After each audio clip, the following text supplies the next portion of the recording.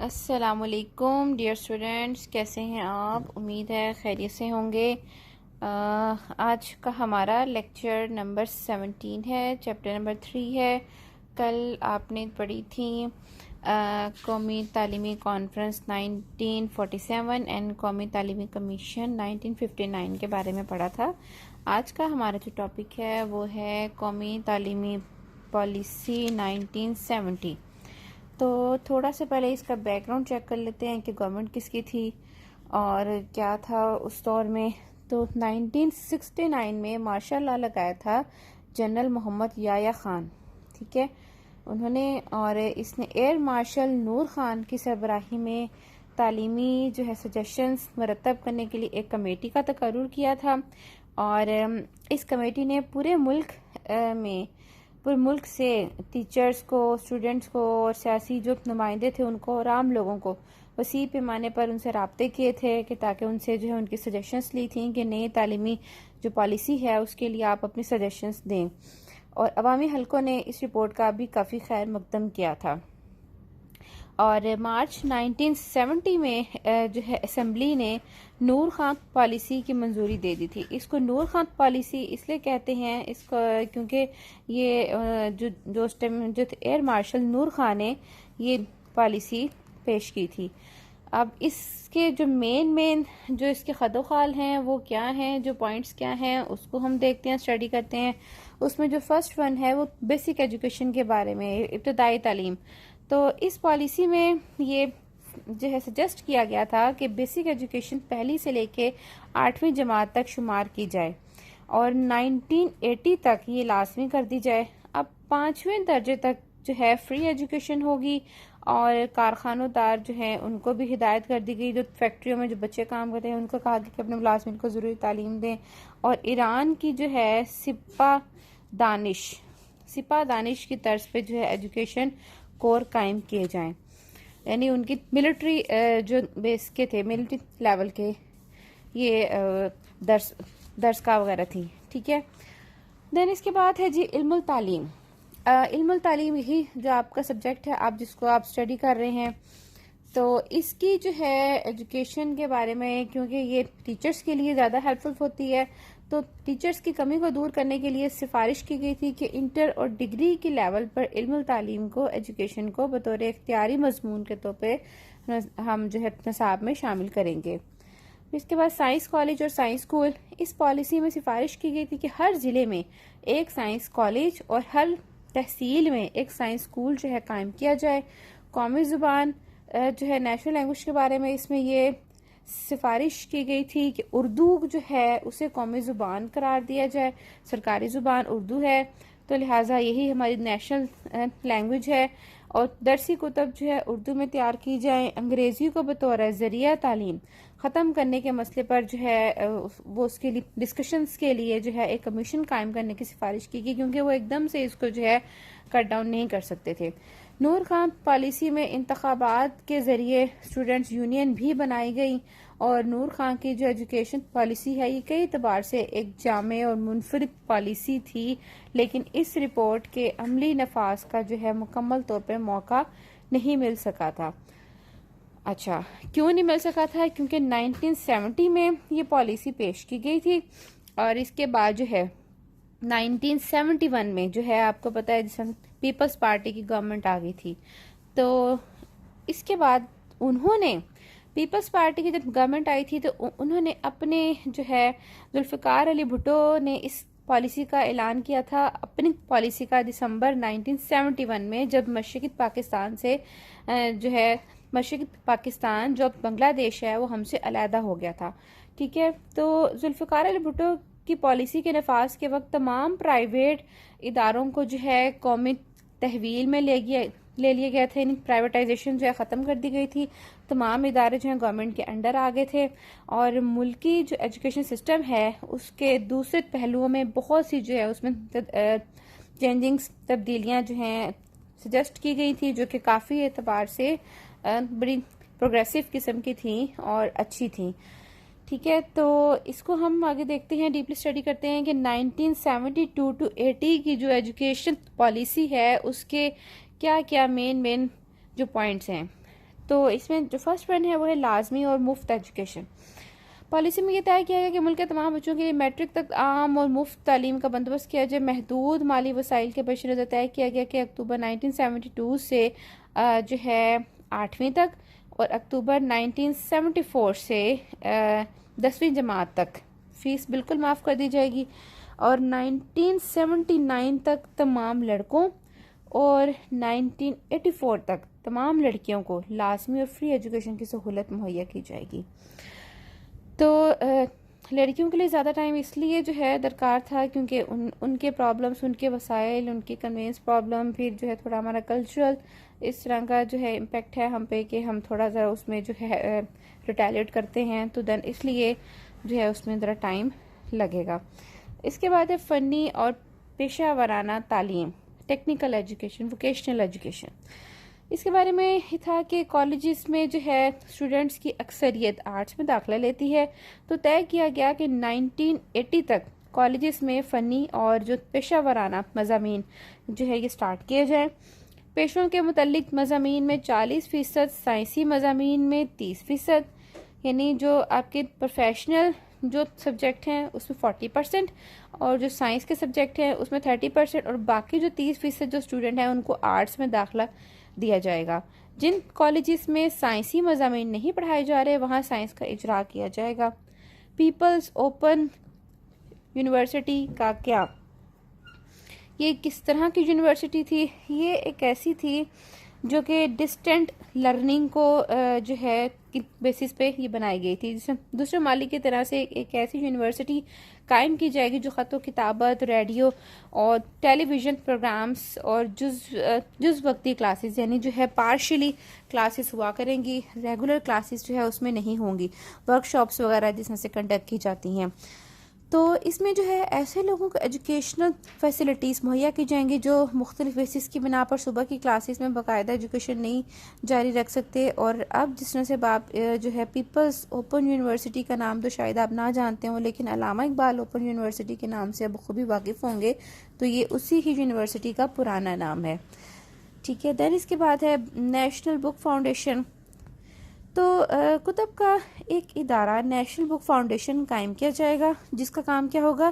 किताबों की राइटिंग, तसनीफ़, लिखाई, तालीफ, ठीक है, और तर्जुमा, प्रिंटिंग का जो है रिस्पॉन्सिबल होगा, और पाकिस्तान प्रिंटिंग कॉरपोरेशन को इस इदारे का हिस्सा बना दिया जाएगा। दैन इसके बाद एग्ज़ाम्स की बात की जाए, इम्तिहानात में जो है पहली जमात से 5वीं तक सालाना एनुअल बेसिस पे तरक्की, यानी विदाउट यानी जो है आपके एग्ज़ाम्स के जो है साल भर की कारकर्दगी, उनकी जो परफॉर्मेंस होगी उसकी बेसिस पे बच्चे को आगे नेक्स्ट क्लास में प्रमोट कर दिया जाएगा। जबकि 5वीं से लेके जो 9वीं जमात तक जो है ना उसकी जो प्रमोशन होगी, जो नेक्स्ट क्लास में प्रमोट किया जाएगा वो किस बेस पे किया जाएगा? वो साल भर की उस पर कारकर्दगी भी देखी जाएगी, और इसके अलावा आपके सालाना इम्तिहान पर भी जो है उस बेसिस पे बच्चे को पास फेल करार दिया जाएगा। तो लेकिन 5वीं तक जो है हर बच्चे को प्रमोट किया जाएगा।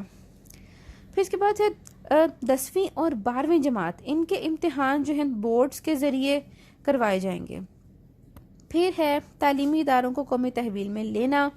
इस पॉलिसी के अकॉर्डिंगली ये था कि 1 सितंबर 1972 से लेके मुल्क के जितने भी प्राइवेट कॉलेजेस हैं वो, और 1 अक्टूबर 1974 से जितने भी प्राइवेट स्कूल हैं उनको जो है गवर्नमेंट अपने अंडर ले लेगी।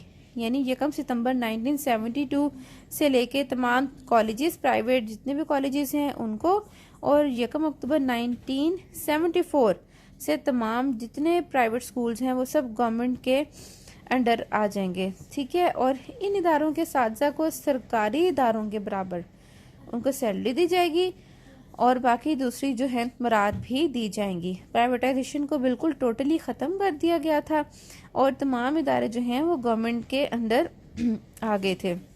तो ये बड़ा अच्छा एक स्टेप था। इसका बेनिफिट ये हुआ था कि जो है जो भारी भरकम फीसें जो प्राइवेट जो इदारे जो हैं अपना बिजनेस प्रॉफिट, उन्होंने एजुकेशन को एक बिजनेस बनाया हुआ था, तो वो चीज़ ख़त्म हो गई थी। और इसके अलावा टीचर्स की जो सैलरी, जो प्राइवेट स्कूल्स एंड कॉलेजेस के टीचर्स की जो सैलरी है वो इंतहाई कम थी।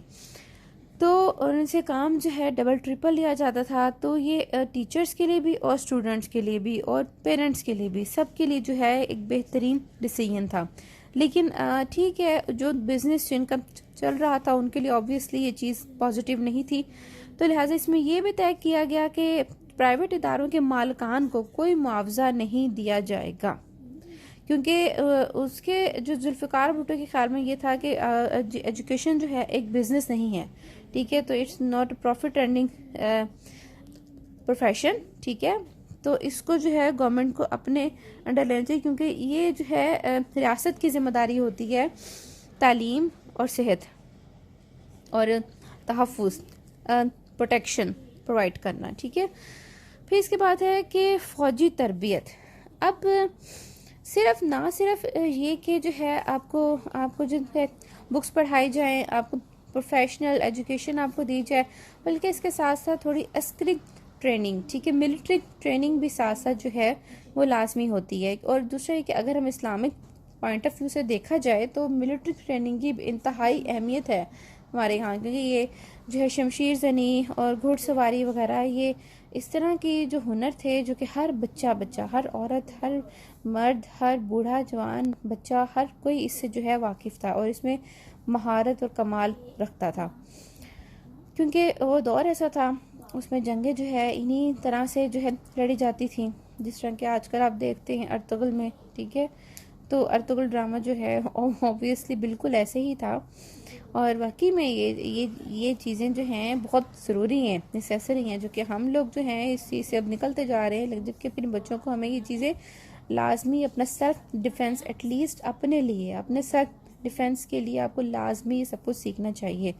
तो स्टूडेंट्स को मुल्क के दिफा का यानी अपनी उसको मुल्क की हिफाजत करने के काबिल बनाने के लिए फ़ौजी तरबियत लाजमी करार दे दी गई थी और इस मकसद को हासिल करने के लिए स्टूडेंट्स को मुफ्त यूनिफॉर्म और आइंदा क्लासों के दाखिलों में इजाफी नंबरों की सिफारिश की गई थी और जो है स्टूडेंट्स के लिए भी तालबात यानी जो फीमेल स्टूडेंट्स हैं वो उनके लिए भी जो है इसकी ट्रेनिंग लाजमी करार कर दी गई थी। देन इसके बाद है यूनिवर्सिटी ग्रांट्स कमीशन 1959 की एजुकेशन पॉलिसी में यूनिवर्सिटी ग्रांट्स कमीशन के क़याम की सिफारिश की गई थी, लेकिन 1972 से 80 की जो पॉलिसी थी उसके अकॉर्डिंगली क्या था, उसके अकॉर्डिंगली ये था कि इसका क़याम जो है अमल में लाया गया और आला तालीम और यूनिवर्सिटीज़ के तमाम जितने डिसीजंस होते हैं, मैटर्स होते हैं, उनके फैसले करना इस कमीशन के दायरे इख्तियार में। तो आजकल आप इस कमीशन को जो है HEC के नाम से आप जानते हैं, हायर एजुकेशन कमीशन। और 1972 टू 80 की जो ये एजुकेशनल पॉलिसी थी, इसमें तमाम बच्चों के लिए यकसां एजुकेशनल मौक़े फ़राहम करने पर जोर दिया गया था। मैट्रिक तक फ्री एजुकेशन का बंदोबस्त करने की कोशिश की गई और नए इम्तिहानी बोर्ड्स और जो है यूनिवर्सिटियाँ कायम की गई। स्टूडेंट्स को आमदरफ्त के लिए पिक एंड ड्रॉप की सहूलत देने के लिए उन्हें किराए में ख़ुसूसी रियायत दी गई थी। और 1972 टू 80 की जो पॉलिसी है इसको अपनी खूबियों और ख़ामियों के हवाले से अगर हम देखें तो ये बहुत बहुत बहुत ज़्यादा अहमियत की हामिल है, जिसने एजुकेशन को जमहूरी अमल का हिस्सा बनाने की कोशिश की, लेकिन मालियाती मुश्किलात और पॉलिसी को जो प्रैक्टिकली इम्प्लीमेंट करने में जल्दबाजी और नाकिस मनसूबाबंदी की वजह से जो है हमें जो रिक्वायर्ड रिज़ल्ट से वो नहीं हासिल हो सके। दैन इसके बाद हम देखेंगे कि नेशनल एजुकेशन पॉलिसी 1979 साबका हुकूमतों की तरह 1977 में जनरल ज़ियाउल हक ने हुकूमत संभालते ही तालीमी हालात का जायज़ा लेने के लिए एक कॉन्फ्रेंस बुलाई थी, ठीक है। और वसी पैमाने पर जो है उसने तालीमी उसमें मॉडिफिकेशंस, अमेंडमेंट्स वगैरह के लिए तजावीज़ जमा कराई थी और जिनकी रोशनी में ये पॉलिसी बनाई गई थी 1979 की पॉलिसी। तो वज़ीर तालीम जो हैं उस वक्त थे जनाब मोहम्मद ख़ां होती थे और उन्होंने ये पॉलिसी शाया करवाई थी। अब ये इसमें इसके क्या नकात थे, मेन नकात, उसको हम एक दफ़ा गो थ्रू कर लेते हैं। उसमें जो फर्स्ट वन ये है कि हम्मागीर इब्तदाई तालीम पॉलिसी के अकॉर्डिंगली ये था कि 53% बच्चे स्कूलों में एजुकेशन हासिल कर रहे थे, जबकि 47 जो हैं 47% बच्चे अभी भी उससे महरूम थे। तो ये फैसला हुआ कि स्कूल में दाखिले की उम्र तक पहुंचने वाले, यानी स्कूल में जब छोटा बच्चा जब स्कूल में आता है, एडमिशन के लिए आता है, तो उसकी एज वाले तमाम लड़के जो है उनको 1987 तक और तमाम लड़कियों को 1992 तक स्कूलों में दाखिल करने का इंतज़ाम किया जाएगा। और इसके लिए 5 सालों में 13,000 नए प्राइमरी स्कूल खोलने का अज़म किया गया। देन इसके बाद है मसाजिद स्कूल। अखराजात को बचाने के लिए, बिल्डिंग्स वगैरह की जो है बचत करने के लिए मसाजिद और इनके अमले से बेनिफिट लेने के लिए पॉलिसी में ये तय किया गया कि मसाजिद स्कूल शुरू किए जाएं, जिनमें कुरान, हकीम और रिलीजियस एजुकेशन के साथ साथ बेसिक एजुकेशन के दूसरे आपके जो है सब्जेक्ट्स भी शामिल किए जाएं। ठीक है, जैसे मैथ्स हो गया, साइंस हो गया, उर्दू हो गई। और इमाम मस्जिद की मदद के लिए एक तरबियत याफ्ता उस्ताद का भी जो है उसकी अपॉइंटमेंट की जाएगी। बेसिकली जो स्टार्ट में 5,000 मसाजिद स्कूल खोलने का प्रोग्राम बनाया गया था। मोहल्ला स्कूल की जहाँ तक बात करें तो उसमें यह है कि इस्लामी माशरे में कुछ पढ़ी लिखी ख़वातीन ऐसी भी होती हैं जो अपनी हयादारी और दूसरे रीजंस की बेसिस पे अपने घर के माहौल से बाहर निकल कर काम करने को लाइक नहीं करती। तो ख़वातीन ने अपने घरों पर ही सुबह या शाम के औकात पे अपनी मोहल्ले की बच्चियों को कुरान पढ़ाने का और सिलाई कढ़ाई वगैरह की ट्रेनिंग देने का काम जारी किया हुआ है। तो कौमी जो पॉलिसी थी हमारी एजुकेशनल पॉलिसी, इसके अकॉर्डिंगली तालीमी और तरबियती जितने मराकज़ हैं उनको इस नज़रअंदाज शुदा किस्म से फ़ायदा उठाने के लिए, यानी ये बड़ी एक बेनिफिशियल एक चीज़ थी। ठीक है, उसे बेनिफिट लेने के लिए जो है ट्रेंड जो फीमेल्स थी उनके ज़रिए प्रोग्राम चलाने का फ़ैसला किया गया। फ़ैसला ये हुआ कि ऐसे इदारों को मालूमात, टीचर्स की जो है उनको तनख्वाहें दी जाएंगी और जो स्टूडेंट्स वहाँ पे हैं उनको फ्री कुतब वगैरह, फ्री बुक्स दी जाएंगी और जो है उनको डिफरेंट जो है एजुकेशनल और टीचिंग जो है फैसिलिटीज़ भी प्रोवाइड की जाएंगी। और इन इदारों के निसाब में घरेलू इक्तिसादियात यानी होम इकनॉमिक्स को भी साथ शामिल किया जाएगा। और यहाँ बड़ी उम्र की ख़वातीन को भी एजुकेशन ट्रेनिंग जो है उनको भी दी जाएगी। देन है कि दही वर्कशॉप स्कूल। दही वर्कशॉप स्कूल से मुराद जो है देहात में, यानी जो तालीम हासिल ना करने वाले बच्चे, तालीम मुकम्मल करने से पहले स्कूल छोड़ने वाले बच्चों के ट्रेनिंग का मुल्क में कोई ऐसा इंतज़ाम नहीं था। ऐसे बच्चों को हसूल माश के रोज़गार के काबिल बनाने के लिए 1,000 जो है दही वर्कशॉप स्कूल खोलने का फ़ैसला किया गया। और ऐसे वर्कशॉप स्कूलों में तरबियत याफ्ता अमला मुकर्रर करने के अलावा पेशा वराना लोगों से मदद लेने का भी प्लान बनाया गया था। फिर है जी खसूसी बच्चों के एजुकेशन। खसूसी बच्चों से मुराद होते हैं माजूर बच्चे। ठीक है, तो इनके बारे में ये अंदाज़ा लगाया गया था कि इनकी आबादी जो है वो 4% के करीब है। तो जिस्मानी तौर पे फिज़िकली जो माजूर होते हैं, गूंगे, बहरे, और जहनी तौर पे जो बच्चे पसमानदा हैं, नाबीना अफराद हैं, उनके लिए पॉलिसी में ये तय हुआ कि गवर्नमेंट जो है ऐसे अफराद की ट्रेनिंग और उनकी तालीम के लिए रहनुमा मंसूबे बनाएगी और ऐसे लोगों को जो है कुछ ऐसी महारतें सिखाई जाएंगी जो उनके लिए फ़ायदा मंद होंगी ताकि ये अपने आप को जो है माशी तौर पे ख़ुद कफ़ील कर सकें। ठीक है, दैन इसके बाद जो ऐसे इदारे चलाने वाली जितनी भी तंजीमें होंगी उनकी भी मदद की जाएगी। हुकूमती लेवल पे तालीमी पॉलिसी में फ़र्स्ट टाइम ऐसे लोगों के एजुकेशन की तरफ जो है ध्यान दिया गया। दैन इसके बाद इस्लामी मदारिस की बात करें तो उनके बारे में ये कहा गया था कि दारुल उलूम, मकातिब और मदारिस का निज़ाम चूँकि मुसलमानों में इस्लाम की इशाअत और कुरान की तालीम के लिए कायम है, ये इदारे जो है फ्री एजुकेशन का बंदोबस्त करते हैं। इन इदारों की तरफ हुकूमत ने कभी तवज्जो नहीं की। इन इदारों के बोर्ड्स के साथ इल्हाक का भी जायज़ा लिया जाएगा और इन इदारों के फारिगुल तहसील लोगों को सरकारी मुलाजमतें दी जाने लगेंगी। ठीक है, फिर इसके बाद है इस्लामियात और मुताला पाकिस्तान। इस्लामियत और मुताला पाकिस्तान के बारे में ये था कि इसकी तदरीस जो है वो लाजमी करार दे दी गई थी और यहाँ तक कि जो है इसे पेशा वराना प्रोफेशनल जो कॉलेजेस थे उनके निसाब में भी शामिल कर दिया गया था। फिर इसके बाद है प्राइवेट इदारों के क़याम की इजाज़त। जो निजी इदारे यानी जो प्राइवेट इदारे हैं जिन्हें 1972 और 80 की जो पॉलिसी थी एजुकेशन पॉलिसी, उसमें जो है इनको प्राइवेटाइजेशन को ख़त्म करके इनको गवर्नमेंट के अंडर ले लिया गया था। देन इस पॉलिसी में जो है दोबारा से फिर निजी इदारों के काम की इजाज़त दे दी गई थी, क्योंकि गवर्नमेंट के पास इतनी जो है फाइनेंशियली स्ट्रांग नहीं थी, तो वो उस पर फाइनेंशियल बर्डन था, लिहाजा इसलिए ये फैसला जो है वापस ले लिया गया।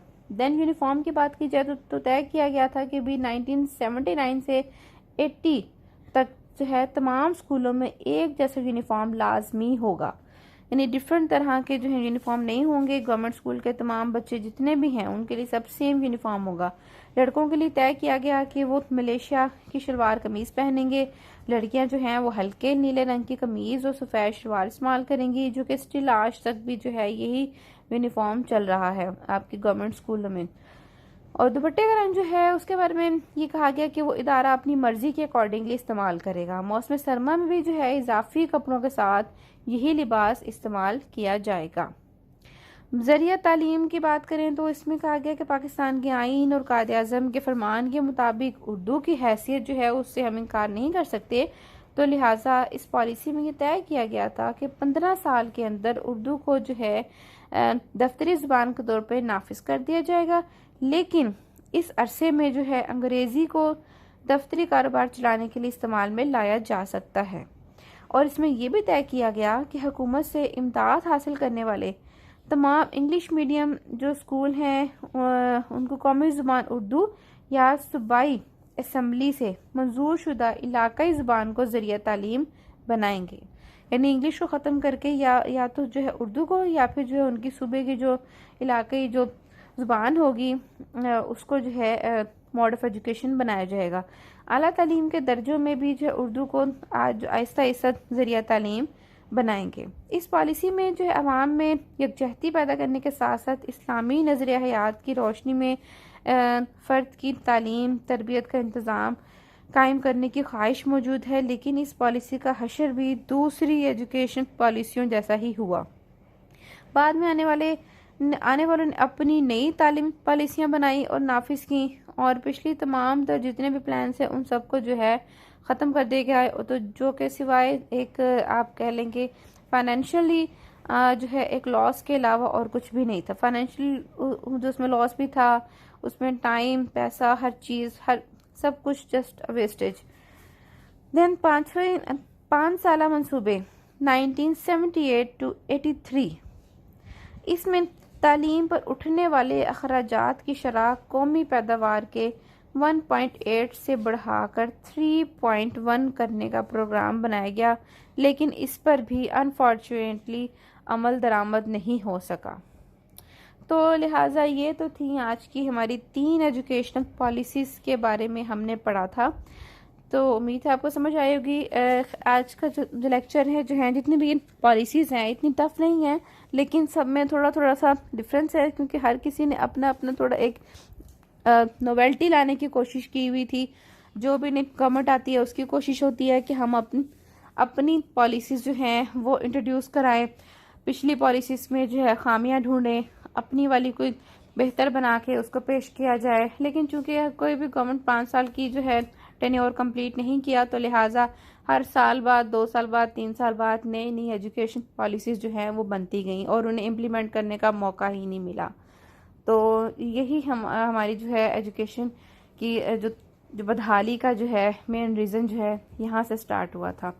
एनी हाउ नेक्स्ट हम जो है स्टडी करेंगे एजुकेशनल पॉलिसी 1992 1998 से लेकर 2010 की 2 पॉलिसीज़ को हम इंशाल्लाह ताला नेक्स्ट अपने लेक्चर में डिस्कस करेंगे। अंटिल देन टेक केयर, अल्लाह हाफिज़।